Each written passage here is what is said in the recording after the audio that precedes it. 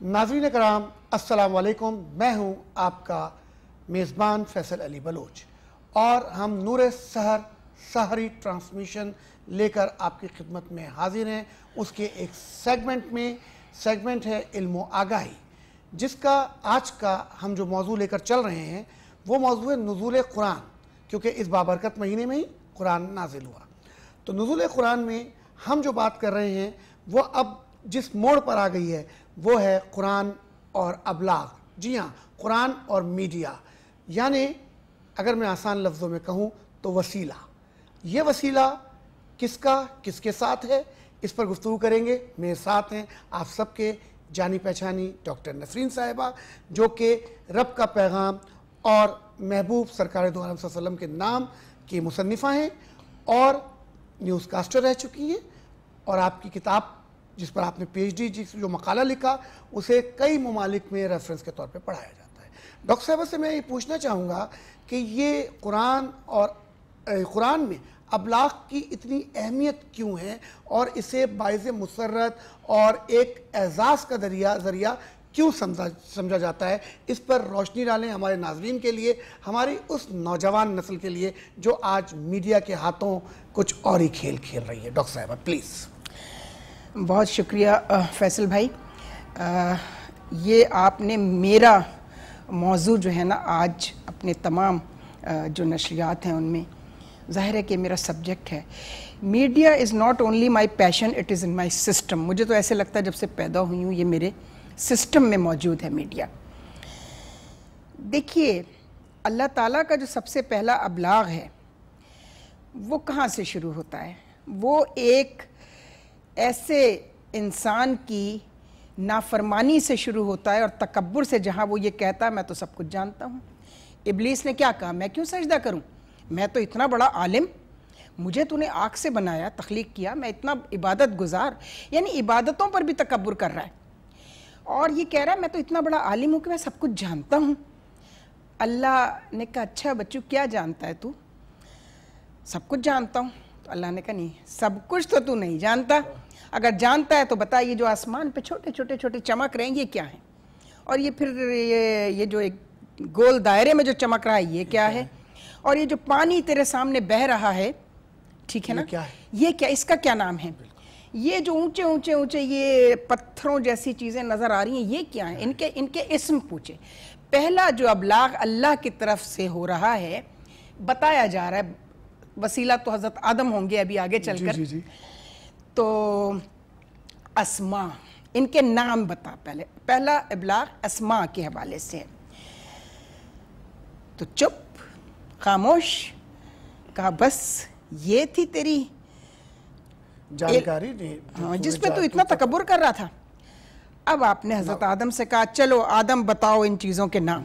کہا جو یہ چھوٹے چھوٹے چمک رہے ہیں ان کا نام ستارے ہیں، یہ جو گول دائرے میں ہے وہ چاند ہے، اور جو جب صبح طلوع ہوگی تو جو پھر جو حالہ بنے گا ایک نور جیسا اس کا نام سورج ہے، اور یہ جو بہہ رہا ہے یہ دو طرح کا، ایک دریا ہے اور ایک سمندر ہے، یعنی دریا اور سمندر کی ڈیفینیشن کو بھی علیحدہ کر کے بتایا، اور یہ جو اونچے نظر آ رہے ہیں مٹی کے اتنے بڑے یہ پہاڑ ہیں۔ پھر پرندوں اور جانوروں کے نام پوچھے کہ ان کا نام بتاؤ، ان کا نام بتاؤ۔ ابلیس کو تو پتہ ہی کچھ نہیں تھا، تو وہاں اس کا غرور اللہ نے انسان کے سامنے خاک میں ملایا ہے۔ اب آئیے اس طرف کہ یہ قرآن اور ابلاغ کی آپ نے بات کی نا، ہم نزول قرآن پر بات کر رہے ہیں کہ قرآن تو پورا کا پورا دنیا کا سب سے بڑا ابلاغ کلام الہی ہے، چاہے وہ کسی بھی نبی اور کسی بھی کتاب کی شکل میں ہو۔ میرے نزدیک ہم جس دین اسلام پر چلنے والے ان کے گھروں میں اللہ کا لاکھ لاکھ پہلے تو شکر اسی پر کہ اس نے ہمیں دین اسلام پر ایسے گھرانے میں پیدا کیا جو مسلمان گھرانہ کہلاتا ہے۔ تو اس میں اللہ سورہ رحمان، قرآن کی سورت جس کو قرآن کی عروس کہا گیا ہے، عروس القرآن کہا گیا۔ عروس کسے کہتے ہیں؟ دلہن، اور دلہن کتنی خوبصورت ہوتی ہے، اس کی خوبصورتی میں اس کا ردم بھی شامل ہے۔ سبحان اللہ، ٹھیک ہے نا۔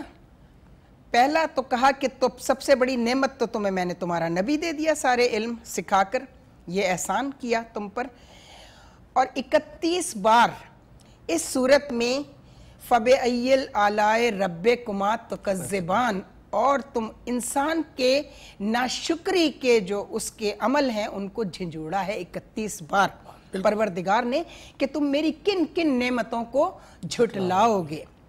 دوسری ہی آیت ہے علمہ البیان، تو اس سے آپ اندازہ لگا لیں، بیان میڈیا کمیونیکیشن، ٹھیک ہے نا، اور اس کے بعد جواہر اور جتنی نعمتیں اس نے ہمیں عطا کی ہیں ان سب کے آگے فَبِأَيِّ الْآلَاءِ رَبِّكُمَا، اس کا ردم ٹوٹنے نہیں پاتا ہے کسی بھی جگہ۔ بے شک بے شک، کیسے کیسے خوبصورت پتھروں کے نام ہیں، بالکل ٹھیک ہے نا، اور اس کے بعد کہتا ہے اگر کسی ایک نعمت کو بھی اس میں تم سے کم کر دیتا تو تم میرا کیا بگاڑ لیتے، ٹھیک ہے نا، اور وسیلہ بنایا میں نے تمہیں تمہارے لیے اپنے نبی کو، اور پہلے محسن وہ ہیں تمہارے۔ اپنے لیے تو اللہ احسان کا لفظ استعمال کر ہی نہیں رہا۔ بالکل، تو جناب یہ ہے ابلاغ کا قرآن کے حوالے سے تعلق کہ سب کچھ ابلاغ، سب سے بڑا ابلاغ نزول قرآن ہے جو آپ کے بالکل اس عنوان پر جو ہے وہ اس سے ریفرنس اس کا یہی ملتا ہے، ٹھیک ہے نا، نور سحر، نور سحر جو ہے اور نزول قرآن جو ہے یہ دنیا کا سب سے بڑا ابلاغ ہے، بالکل، بس یہ ہے اس کی ریفرنس اس کا قرآن کے اسی حوالے سے۔ لیے جو ہے اس کو بہت اچھا وہ دیا، نعمت کہا گیا اسی وجہ سے، اسی لیے بار بار جھنجھوڑ ہے، کس چیز کو جھٹلاؤ، ابلاغ ہوگی، کمیونیکیشن ہوگی، تو اس کا مطلب ہے کہ یہ کمیونیکیشن اور ابلاغ ہمیں علم کی منازل کی طرف لے جاتا ہے جہاں سے ہم شعور کی طرف آتے ہیں۔ لیکن آج جو کچھ اس ابلاغ کے ساتھ ہو رہا ہے اور یہ جو میڈیا ہے اور جو وسیلے کی ہم بات کر رہے ہیں جس میڈیم کے تھرو ہم نے چلنا ہے وہ بے راہ روی کی طرف لے کر جا رہا ہے لوگوں کو اور ہم اس کی طرف جا رہے ہیں۔ کیا شیطان اس ہتھیار کو اپنا چکا ہے؟ تو ہم بات کریں کہ ریاست کی اس میں کیا ذمہ داری عائد ہوتی ہے کہ ریاست اس ابلاغ کو کنٹرول کرے، آزاد کرے، یا اس کو کیسے لے کر چلے؟ ڈاکٹر صاحبہ اس پر ذرا تھوڑی سی وضاحت فرمائیے نوجوانوں کے لیے۔ اچھا، میں آپ کو اب ایک بات بتاتی ہوں۔ ابلاغ آپ نے کہا کہ اس وقت میڈیا کا جو حال ہم نے کیا ہے یا آپ ابلاغ کے ساتھ جو کچھ کیا گیا، یہ ابھی کی بات نہیں ہے، معاف کیجیے گا، یہ ابھی کی بات نہیں ہے، یہ تو رسالت مآب کی آنکھ بند ہوتے ہی جو ابلاغی صورتحال ہمارے ہاں رہی ہے اور آج کے دن تک، یہ تو آپ کو ٹیکنالوجی، سائنس اور ٹیکنالوجی کی وجہ سے اب آپ کو اخبار، پرنٹ میڈیا، پھر الیکٹرانک میڈیا اور یہ سب ان کی یہ تو ذرائع ہیں، وسیلے ہیں ابلاغ کے۔ جی بالکل۔ اس وقت ابلاغ ہوتا تھا میرا اور آپ کا ابلاغ، ٹھیک ہے نا، میں آپ کو مس گائیڈ کر رہی ہوں، آپ مجھے مس گائیڈ کر رہے ہیں، صحیح، ٹھیک ہے نا، جبکہ آپ بھی جانتے ہیں کہ صحیح کیا ہے، میں بھی جانتی ہوں صحیح کیا ہے، لیکن آپ قرآن اور اس کے نبی کے بتائے ہوئے ابلاغ اور اس کے عمل کو جھٹلاتے چلے آ رہے ہیں آج کے دن تک۔ ہر دور میں یہ ہوا ہے، ہر دور میں ہوا ہے، اور اس میں آپ نے ابھی حکومت کی بات کی ہے، ریاست کی بات کی ہے، حکومت کا جو ابلاغ ہوتا ہے نا، جیسے سیکنڈ ورلڈ وار کے بعد اس کے معنی بھی بدل گئے، پروپیگنڈا، ٹھیک ہے نا، پروپیگیٹ سے، پروپیگیشن سے نکلا ہے، جی جی، اور اس کو نیگیٹو میننگز میں لیا گیا، چونکہ اس میں وہ ہٹلر وہ امور طے کیے گئے تھے، وہ یہ تھی کہ دوسرے دشمن ملک کے اندر زہر پھیلاؤ، ابلاغ کا زہر پھیلاؤ، تو اس لیے اس کو پروپیگنڈا کہہ دیا گیا، ادروائز اس کو، اور جو پازیٹیو چیز تھی اس کو پروجیکشن کہہ دیا، ٹھیک ہے نا۔ میرے حساب سے تو آپ غلط چیزوں کا بھی پروجیکشن کرتے ہیں، بالکل ایسے، ٹھیک ہے نا، آپ غلط چیزوں کا بھی پروپیگنڈا کرتے ہیں اور اچھی چیزوں کا بھی پروپیگنڈا کرتے ہیں۔ تو یہ جو معنی ہے نا، منفی اور مثبت معنی پہنانا ابلاغ کو، یہ کوئی آج ہی نہیں ہو رہا ہے، یہ ہمیشہ سے ہے۔ اب یہ پھیل کر اتنا قریب ہم سے آ گیا ہے، دنیا سمٹ کر ایک گلوبل ولیج بن گئی ہے، وہاں ڈائنا کا مرڈر ہو رہا ہے اور آپ یہاں بیٹھ کر دیکھ رہے ہیں اپنے ٹیلی ویژن پہ۔ اس سے پہلے ریڈیو تھا، تو وہ جو الیکٹرانک میڈیا جو ہے جس میں audio and video, audio visual communication جو ہے، اس کی وجہ سے آپ تک یہ پہنچ رہا ہے۔ ادروائز قصے، کہانیاں، داستانوں کے ذریعے جو ابلاغ ہوتا تھا اس میں پازیٹیوٹی بھی تھی۔ بچپن میں آپ کی دادی نانی کہانیاں سناتی تھی نا، وہ کیا تھا، وہ ابلاغ ہی تھا نا، لیکن زبانی تھا، ٹھیک ہے، وہ گھر تک محدود تھا، گھر میں، فیملی کے اندر۔ جب لوگ سفر پہ جاتے تھے، لمبے لمبے سفر ہوتے تھے، اور سفر کے ذرائع یہ نہ تھے جو اس وقت اویلیبل ہیں. ٹرانسپورٹیشن کے اونٹوں پر سفر ہوتا تھا, گدھے پر ہوتا تھا, اور ٹھیک ہے نا, لوگ پیدل سفر کرتے تھے, تو راستوں میں کہیں رکتے بھی تھے, پڑاؤ ڈالتے تھے, تو ایک دوسرے سے وقت گزارنے کے لیے قصے, کہانیاں اور داستانیں جو ہیں وہ سنائی جاتی تھیں. وہ بھی ابلاغ تھا, ٹھیک ہے نا. اس میں انہوں نے جو سنے ہوئے قصے تھے وہ بھی سنائے. وہ سنے ہوئے قصے جو تھے نا, اس کی نیگیٹیوٹی بھی اتنی خطرناک تھی, ٹھیک ہے نا, جس طرح آج کل ہم کہتے ہیں سنی سنائی بات کی. تو یہ ہم سوچ لینا کہ آج نیگیٹیوٹی زیادہ ہے, آج ہمیں نظر زیادہ آ رہی ہے, چونکہ مینز آف کمیونیکیشن جو ہے نا وہ ایڈوانس ہو گئے ہیں, ہمارے گھر تک, ہمارے بیڈ روم تک پہنچ گئے ہیں, ٹھیک ہے. لیکن اس سے پہلے جو کچھ ہوتا تھا وہ ہم تک پہنچتا ہی بہت عرصے میں تھا. لہٰذا وہ جو عرصہ دراز کے بعد چیزیں پہنچتی تھیں وہ نمک مرچ مسالہ لگا کر اور زیب داستان کے لیے جو کچھ کہا جاتا تھا وہ اس ابلاغ کا حصہ بن جاتا تھا, جو درست نہیں تھا.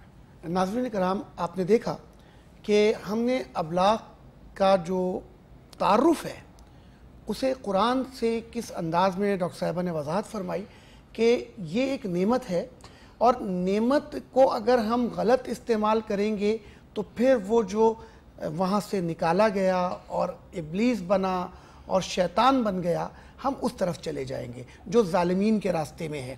اور اگر ہم اس نعمت کا صحیح طریقے سے استعمال کریں گے اور چیزوں کا پھیلاؤ مثبت کریں گے جس سے معاشرے میں بگاڑ پیدا نہ ہو, تو ریاست کی اصل میں ذمہ داری یہ نہیں ہے, یہ ذمہ داری ہر فرد کی ہے کہ وہ کیا پہلو مثبت لیتا ہے اور اس کو کس طریقے سے پروپیگیٹ یا پروجیکٹ کرتا ہے. یہ سب کچھ ہمارے ہاتھوں اور ہمارے اختیار میں. تو یہ ایک نعمت ہے اور اس نعمت کو ہمیں لے کر چلنا ہوگا.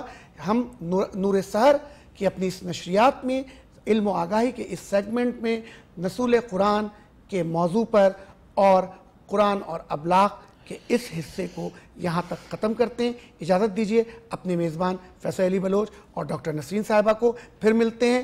بہت شکریہ, السلام علیکم, اور اپنا بہت خیال رکھیے گا. پھر سے خوش آمدید کہتے ہیں آپ کو آپ کے اس پروگرام میں جس کا نام ہے نور سحر. اور اس کے ساتھ ہی فیصل میرے پاس ایک کال ہے مولا علی کا, تو اپنے ناظرین کے ساتھ اس کو شیئر کرتے چلیں. مولا علی شیر خدا کرم اللہ وجہ کا کال ہے. صرف پیسے کا ہونا ہی رزق نہیں, نیک اولاد, اچھا اخلاق اور مخلص دوست بھی رزق میں شامل ہے. تو اس کے ساتھ ہی ہم جو ہیں ہمارے پاس ہمارے مبلغ ہیں, ان کا انٹروڈکشن کرواتے چلیں. شایان شیخ ہمارے پاس موجود ہیں. اور شایان کیسے ہیں آپ؟ ٹھیک ٹھاک. اور آج کا آپ کو جو ٹاپک جس عنوان پر آپ بات کریں گے وہ پہلا عشرہ, کیونکہ ہمارا ختم ہو چکا ہے, رحمت کا عشرہ اور مغفرت کے عشرے میں ہم جو ہیں وہ چلے گئے ہیں اب. تو اس پر اب ہمارے ناظرین کو تھوڑا سا بتائیے. بسم اللہ الرحمن الرحیم.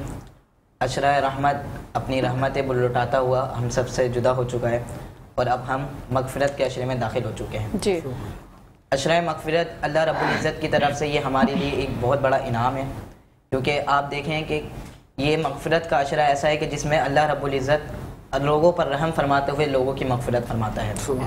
اور آپ یہ دیکھیں فیصل بھائی کہ اگر اب بھی ہمارے اندر یہ فکر بیدار نہیں ہوگی کہ ہماری مغفرت نہیں ہوگی, کب ہوگی, تو پھر کب ہوگی؟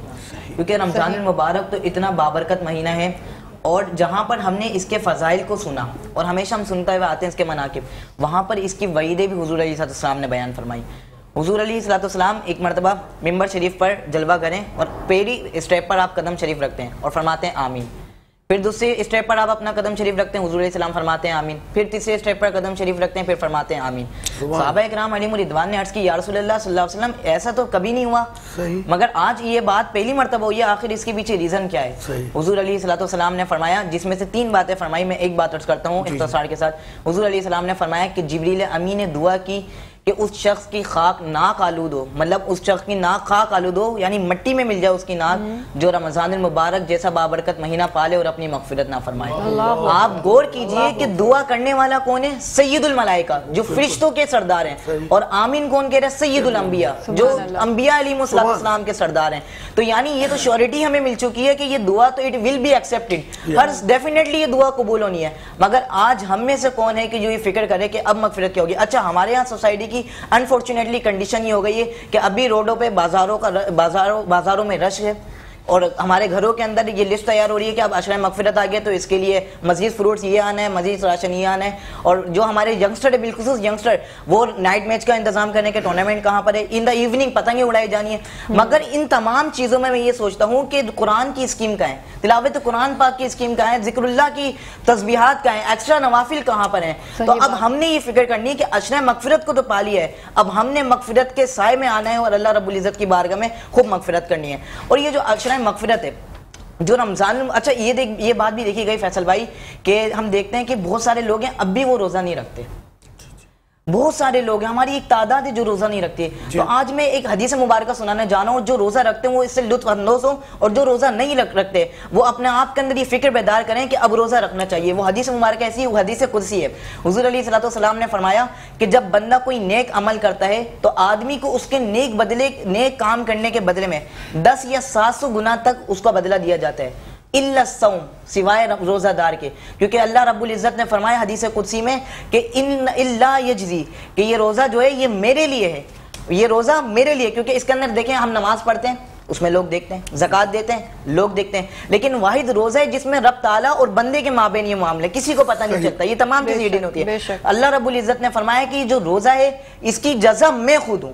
یعنی غور کیجئے کہ جس کی جزا رب تعالیٰ دے رہا ہے تو اس سے مدد کیا ہوتا ہے. علماء اکرام فرماتے ہیں روزہ وہ عمل ہے کہ جس کے ذریعے بذات خود بندہ رب تعالیٰ کو پا لیتا ہے. تو آج میں ریکویسٹ کروں اپنے ناظرین سے بھی کہ عشرہ مغفرت کو تو ہم نے پا لیا ہے, اب ہم نے اپنے اندر یہ فکر بیدار کرنی ہے کہ ہم نے مغفرت کیسے طلب کرنی ہے. اور اس کا بہترین طریقہ یہ ہے کہ حضور علیہ السلام نے فرمایا کہ رمضان المبارک میں استغفار کرو, اور ہمیں چاہیے کہ اب تو عشرہ مغفرت شروع ہو چکا ہے, اس کے اندر زیادہ سے زیادہ مغفرت کے لیے استغفار کریں, نمازیں پڑھیں, قرآن مجید کی تلاوت کریں اور اپنے رب سے پرمالا حاصل کر لیں مغفرت.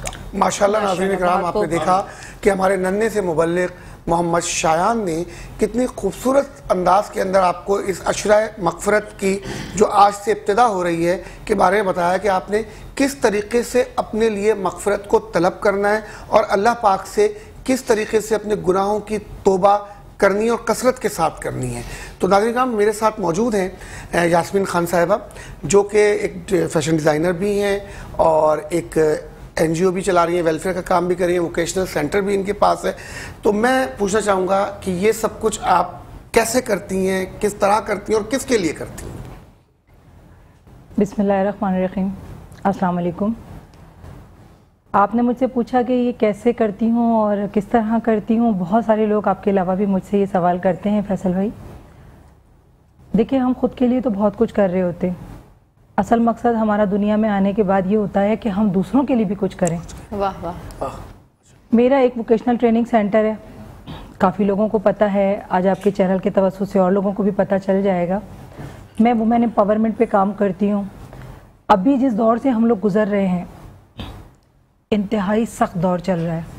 بالکل. اگر گھر میں ایک فرد ہے کمانے والا تو اس کے ایک کمانے سے کچھ بھی فرق نہیں پڑتا گھر کے اندر. اینڈ آف منتھ یہ ہوتا ہے کہ یا تو وہ قرضے کے اندر ڈوبے ہوئے ہوتے ہیں یا پھر ایسا ہوتا ہے کہ ان کے گھر میں کوئی نہ کوئی ناچاکیاں, کوئی نہ کوئی پرابلم, جھگڑے, یہ سب چیزیں ہوتی رہتی ہیں. میاں بیوی جیسے کہ ایک گاڑی کے 2 پہیے ہوتے ہیں, تو میری ہمیشہ سے کوشش رہی ہے کہ میں عورتوں کو اس طرح کا ہنر سکھاؤں کہ وہ اپنے گھر بیٹھے بھی کام کرتی رہیں. ماشاءاللہ. بہت ساری عورتیں جو گھروں سے نہیں نکل سکتی, اور میں یہ سمجھتی ہوں کہ گھر عورت کے لیے بنایا گیا ہے, پردہ داری عورت کے لیے بنائی گئی ہے. اگر وہ پردے میں رہ کے, اپنی 4 دیواری میں رہ کے بھی اگر کوئی کام کرے تو کر سکتی ہے. بالکل. اس کے لیے اس کا ایک ہنرمند ہونا ضروری ہے. اچھا یاسمین, میں آپ سے یہاں پر یہ پوچھنا چاہوں گی, جو آپ کا ووکیشنل سینٹر ہے اس میں آپ کس چیز کی ٹریننگ دے رہی ہیں عورتوں کو؟ میں جو میرے پاس ووکیشنل ٹریننگ سینٹر ہے اس کے اندر ہمارے پاس 18 سال سے لے کے اور تقریباً 34 ایئرز تک کی جو بچیاں اور خواتین ہمارے پاس آتی ہیں, ہم ان کو مختلف کورسز کرواتے ہیں. جی جی. جس میں سے ہمارے پاس سب سے پہلا کورس جو ہوتا ہے وہ سلائی کٹنگ کا ہوتا ہے, جو ہر گھر کی ضرورت ہے. اور اس وقت تو میں یہ سمجھتی ہوں کہ یہ دیکھ لیں کہ اگر ایک سوٹ بھی سلوانے کے لیے باہر جاتے ہیں تو وہ کم سے کم, اگر ایک ٹیلر ماسٹر, مجھے اتنا آئیڈیا نہیں ہے کیونکہ میں نے تو پچھلے 10 سالوں سے کبھی کوئی سوٹ سلوایا نہیں, لیکن مجھے اتنا معلوم ہے ضرور کہ میرے خیال سے 1000 سے 1200-1500 تک کا تو ہے, اس سے زیادہ ہی ہوگا کیونکہ آپ لوگ تو سلواتے ہیں. اگر ہم کوئی کپڑا پرچیز کرنے کے لیے جاتے ہیں تو کپڑا ہمیں جو سوٹ ملتا ہے कच्चा सूट जो हम कपड़ा लेते हैं वो 500 रुपए से लेके 1500 2000 उससे ऊपर ब्रांड के हैं, जितने मर्जी में ले लें तो वो तो आ जाते हैं, लेकिन उनको स्टिच करने का बड़ा प्रॉब्लम होता है। अब जो लेडीज सीख जाती हैं, सीखी भी होती हैं या सीखने के लिए हमारे पास आती हैं, सीख जाती हैं, वो अपने घरों में आराम से बैठकर इन चीज़ों को स्टिच करने के बाद अपनी बच्चियों को, खुद अपने बच्चों को पहना लेती हैं। और ज़रूरी नहीं है कि खाली सूट ही स्टिच किए जाएं, और भी चीज़ें हैं हमारे घर के अंदर। उसके अलावा बहुत सारी चीज़ें हैं जो हम लोग स्टिचिंग करने के लिए परेशान हो जाते हैं कि हमें तो स्टिचिंग ही नहीं आती। बेड शीट्स हैं, पिलो कवर्स हैं, उसके अलावा बहुत सारी हमारे घर की हर चीज़ है। सबसे पहला कोर्स ये होता है। उसके बाद हमारे पास फैशन डिज़ाइनिंग, क्योंकि इसके बाद एक स्टेप बढ़ जाता है। जब हमें स्टिचिंग कटिंग आ जाती है तो हम लोग ये सोचते हैं कि हम एक फ़ैशन डिज़ाइनर बन जाएं। फ़ैशन डिज़ाइनर असल में चीज़ क्या है कि वक्त के साथ जो फैशन भी चल रहा हो हमने उसी को देखकर और आगे बढ़ना है, उसी को पहनना है, उसी को पहनाना है, और उसके अंदर नई से नई जिद्दत क्रिएशन हमने करते रहना है। ये एक फैशन डिज़ाइनिंग का कोर्स हो जाता है। उसके अलावा हम एप्लिक वर्क करवाते हैं। आजकल फिर दोबारा वो दौर आ चुका है। हमारी पुरानी ख़वातीन आप लोग देखते हैं कि वो रलियां बनाती थीं, एप्लिक वर्क करते थे, ठीक है। अब वो ज़माना तो इसलिए वो करती थी क्योंकि वो छोटी छोटी टुकड़ियाँ उनके पास होती थी, पुराने कपड़े होते थे तो वो उसकी टुकड़ियों से वो जुड़ती थी। अब भी ज़माना जिद्दत ऐसा आ गया है कि वो छोटी वाली टुकड़ियों की चीज़ें बनी हुई माशाल्लाह। आज देखें पाकिस्तान से मैं इवेंट्स भी करवाती हूँ, बाहर मुल्कों में, गल्फ कंट्रीज़ में मैं करती हूँ, तो एग्जीबिशंस भी करती हूँ मैं। अल्हम्दुलिल्लाह मैंने एक चीज़ नोट की है कि हमारे मुल्क की जो सकाफती चीज़ें हैं, दस्तकारी हो गई, हैंडीक्राफ्ट हो गया, हैंड एम्ब्रॉयडरी हो गई, हाथ से बनी चीज़ें जो हमारी ख़वातीन बनाती हैं वो माशाल्लाह बहुत अच्छे पैमाने पे सेल होती हैं। मैं आपसे ये पूछना चाहूँगा यहाँ पर कि ये जो ख़वातीन आपसे सीखती हैं, आप देखती हैं गुर्बत का इस वक्त कितना एक हाल मौजूद है कि लोग गुर्बत की लकीर के नीचे आ गए हैं, उनके पास फिर आगे वसाइल नहीं होते कि वो सिलाई मशीनें या वो सामान किस तरीके से उन तक पहुँचेगा और फिर वो किस तरह अपने रोज़गार की तरफ जाएंगी, उसके लिए आप क्या इक़दाम करते हैं? अच्छा, मेरे यहाँ तो देखें, जहाँ तक मेरे पास जो ख़वातीन आती हैं, जो बच्चियाँ आती हैं, तो मैं उन तक तो महदूद रहती हूँ। उससे आगे जाने की कोशिश तो मैं करती हूँ लेकिन कर नहीं पाती। तो अब आपका ये सवाल बड़ा अच्छा था और आपके प्लेटफॉर्म के ज़रिए अगर कुछ लोगों को ये आवाज़ जाए और वो अगर विज़िट भी करना चाहें तो आएँ, हमारा इंस्टीट्यूट देखें, उस पर विज़िट भी करें। हमें इस तरह के इंस्ट्रूमेंट्स की ज़रूरत पड़ती रहती है, लेकिन हम इस वक्त तक अपनी मदद आपके तहत ही करें। मेरा जो इंस्टीट्यूट है उसके अंदर कोई फ़ीस नहीं है, बिल्कुल फ्री ऑफ कॉस्ट चल रहा है। हमारा global innovation skills development institute मेरे सेंटर का नाम है और इसकी 2 ब्रांचेस इस वक्त तक माशाल्लाह बन चुकी हैं। एक ब्रांच में और बनाना चाह रही हूँ। इसमें दोनों ब्रांचेस कहाँ पर हैं? एक ब्रांच मेरी महमूदाबाद मंजूर कॉलोनी, आपने नाम सुना होगा क्योंकि वहाँ पे ज़रा आगे बहुत कच्ची आबादी और नीडी लोग हैं। एक वहाँ पे चल रहा है, एक मेरा चल रहा है सफूरा गोट में। तो वहाँ पे ये 2 तो सेंटर अभी हैं। आगे हमारे पास जो बच्चियाँ अभी इस वक्त आ रही हैं वो कुरंगी से भी आ रही हैं। नीड है हमें कि हम वहाँ पे ही बना लें। अब देखें अगर कुछ इस तरह के हमें वो मिल गए तो हम इंशाल्लाह ताला इसको आगे भी बढ़ाएंगे। अच्छा यास्मीन, जैसे कि अभी फैसल ने मुझे बताया, मुझे पहले बात नहीं पता थी कि आप सोशल एक्टिविस्ट भी हैं, तो आप क्या कैसे लोगों की खिदमत जो है वो कर रही हैं और किस सोशल एक्टिविस्ट? मैंने वही बताया क्योंकि मैं है ना औरतों को हुनर सिखा रही हूँ और मेरा एक ही मकसद है कि हुनरमंद होगी ख़वातीन तो मजबूत होगा हमारा पाकिस्तान इंशाल्लाह ताला। अगर एक घर के अंदर बेटा है ही नहीं और 3 ख़वातीन हैं, मतलब एक माँ है और उसकी 2 बेटियाँ हैं, तो मेरे ख्याल से अगर वो तीनों हुनरमंद हैं घर के अंदर, कुछ भी कर सकती हैं। हैंडीक्राफ्ट सीखा हुआ है उन्होंने, हैंड एम्ब्रॉयडरी आती है, दस्तकारी जिसको हम कहा करते थे, उसके अलावा एप्लिक वर्क कर लेती हैं या ब्यूटिशियन ही बन जाती हैं। आजकल आपको पता है दौरे जदीद है, ब्यूटिशियन की कितनी मांग है। एक ब्राइड हमारे यहाँ से बनने के लिए जाती है छोटे से छोटे पार्लर में भी, तो मेरे ख्याल से 20-25 हज़ार से कम में नहीं बनती। नाज़रीन इकराम, आप देख रहे थे कि किस तरीके के साथ यास्मीन हमें बता रही थी कि वुमेन एम्पावरमेंट कितना इम्पॉर्टेंट मामला है, क्योंकि इस वक्त ख़वातीन और मर्दों की तादाद तकरीबन एक जैसी है और हमें उन ख़वातीन का आगे रोज़गार का बंदोबस्त करने की ज़रूरत है। क्योंकि आजकल वो सही कह रही हैं कि एक शख्स के कमाने से कुछ नहीं होता, सबको मिलकर काम करना पड़ता है। तो चादर और 4 दीवारी के तहफ़्फ़ुज़ के साथ वो कहती हैं कि अगर ख़वातीन काम करना चाहें तो हम उनकी मदद करते हैं। तो नाज़रीन, इसी के साथ ही एक छोटे से ब्रेक का वक्त होता है। ब्रेक के बाद फ़ौरन मिलते हैं, कहीं मत जाइएगा। नूर सहर प्रोग्राम में हम आपका इंतज़ार कर रहे हैं। ناظرین، ہم واپس ہیں نور سحر کے اپنی اس سحری نشریات میں، اور آپ لوگوں کو اب لے کر چلتے ہیں ممتاز ناز خواں ہبہ محمود کی طرف کہ وہ اپنا کلام پیش کریں۔ ہوتا گر زمین پر سایہ رسول کا، ہوتا گر زمین پر سایہ رسول کا، پھر پاؤں امتی کا رکھتا رسول کا، ہوتا گر زمین پر۔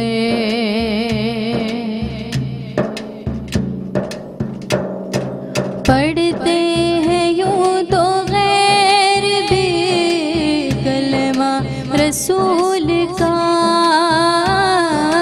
پڑھتے ہیں یوں تو غیر بھی کلمہ رسول کا، جنت اسے ملے گی، جنت اسے ملے گی جو ہوگا رسول کا، ہوتا گر زمین پر سایہ رسول کا، ہوتا گر زمین پر۔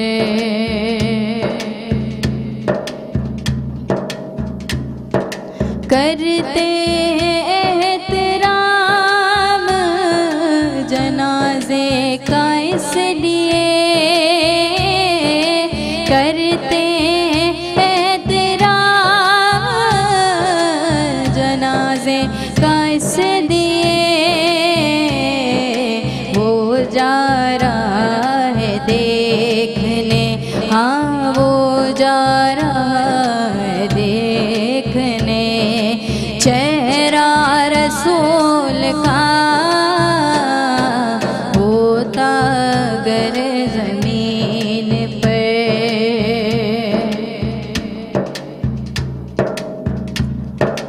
دنیا کو دیکھنا بھی گوارا نہیں کیا،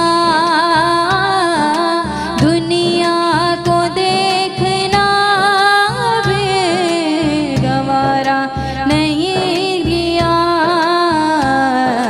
جب تک علی نے دیکھا نا، جب تک علی نے دیکھا نا چہرہ رسول کا، ہوتا گر زمین پر سایہ رسول کا، ہوتا گر زمین پر۔ ماشاءاللہ ماشاءاللہ، سبحان اللہ۔ ناظرین کرام، میں اس وقت ہمارے ننھے مبلغ شایان سے ایک سوال کرنا چاہوں گا کہ آپ نے عشرہ مغفرت پر جو بات کی، تو آپ تھوڑا سا یہ بتائیں کہ ہم اس مغفرت کو اللہ پاک سے کس انداز کے ساتھ، کس عاجزی کے ساتھ مانگ سکتے ہیں؟ کوئی ایسا خوبصورت سا پہلو بتائیے کہ ہمارے ناظرین جو ہیں ان تک یہ بات آپ کی پہنچ سکے۔